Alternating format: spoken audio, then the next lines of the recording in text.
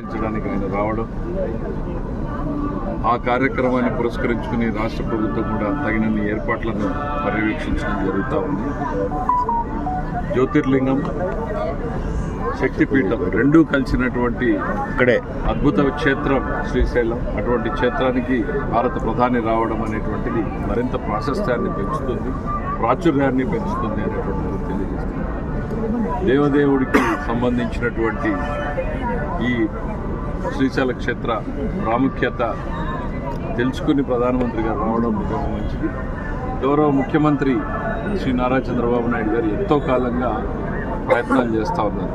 ఈ ప్రాంతాన్ని భక్తుల సౌకర్యాలను ఏ రకంగా పెంచాలి, ఇక్కడ చిన్న చిన్న ఇబ్బందులు ఉన్నాయి. అటవీ శాఖ భూములు ఉండడం వలన ఇక్కడ తగిన వసతులు కల్పించడానికి స్థలం లేకపోవడం వలన చాలా ఇబ్బందులు ఉన్నాయి. వాటి మీద కూడా కేంద్ర ప్రభుత్వంతో గౌరవ ముఖ్యమంత్రి గారు ఇప్పటికే అనేక రకాలుగా మాట్లాడడం జరిగింది. దానికి కూడా ఒక పరిష్కారం వస్తుందని మేము భావిస్తున్నాం.